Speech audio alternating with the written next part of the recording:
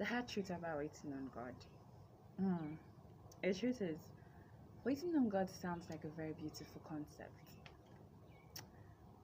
until you are actually in a position where you have to wait on God. And when you keep on praying, keep on hearing, trust, and whew, it's a very, very hard season. The thing is, you haven't waited on God when you haven't cried. Trust me, you cannot say you have waited on God when you have not gotten to a position where you actually cry. If you have not cried while waiting on God, then you have not started.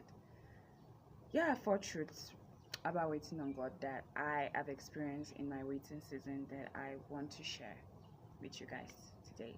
Um, in my journey of waiting for God, these are the hard truths I've experienced. One, I found that waiting on God seems like you're comes with a lot of second guessing.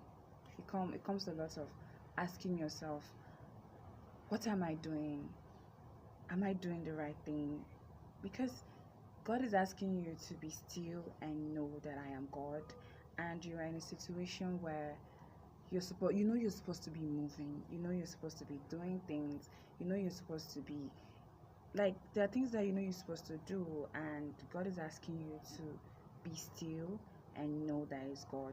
God is asking you to put your trust in Him. God is asking you to rely on Him and remove the gaze from yourself.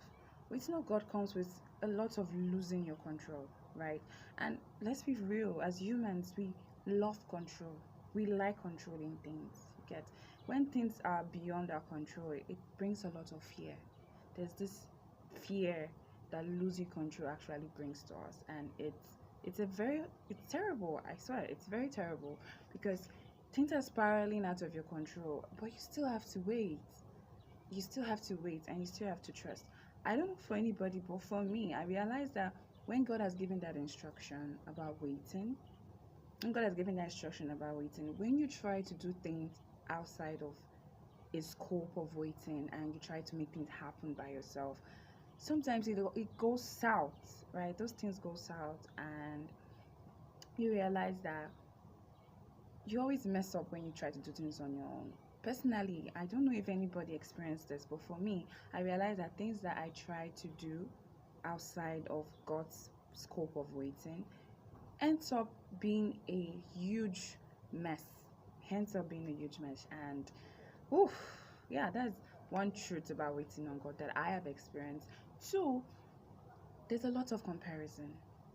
There's a lot of comparison and a lot of over explaining because people expect you to move in the settling. How do you tell people that you you're waiting on God? And everybody will be like, you're crazy? Are you okay? What do you mean by you're waiting on God? Okay, this is an opportunity. Why don't you jump in it? This is an open door. Why you not moving in this light? There's a lot of over explaining that comes with waiting on God. And sometimes you don't know how, but you tend up over explaining it because you look like you're crazy. You look like you're very, very crazy because a lot of people expect you to move in a certain direction, expect you to take certain opportunities, expect you to do a lot of things, and you're telling them that you're waiting on God. It sounds foolish to a lot of people. It sounds crazy to a lot of people. People are wondering what is wrong with you. Why are you like, what is wrong with you? And you yourself, sometimes you ask yourself, am I okay? What is wrong with me? But you still just have to wait because deep down in your heart, you know that if you do anything outside God's scope, and you do anything outside God's um, requirement, it's going to go south. And yeah. Yeah, another truth is waiting on God is painful. Ooh, waiting on God is very painful. Like, it's hard. Like I said at the beginning, if you don't cry at the beginning of your waiting period, then you have not waited on God. It's painful.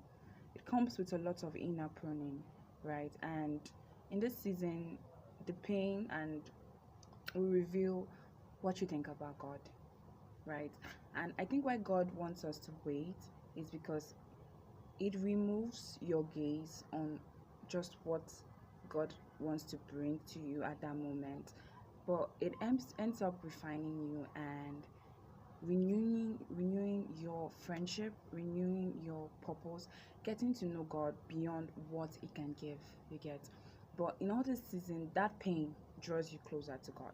That's something I've noticed. I realized that in my waiting period, I've gotten more closer to God than however, like in my entire life, like I've been so close to God. I think that waiting season, because I tend to pray more, because I've gotten to the point where I know that if God doesn't help me, if God doesn't come through for me at this junction, I'm not sure I can come out of this, right? So waiting reveals um a deeper friendship in God, right? Yeah, it's painful, but it reveals a deeper friendship in God.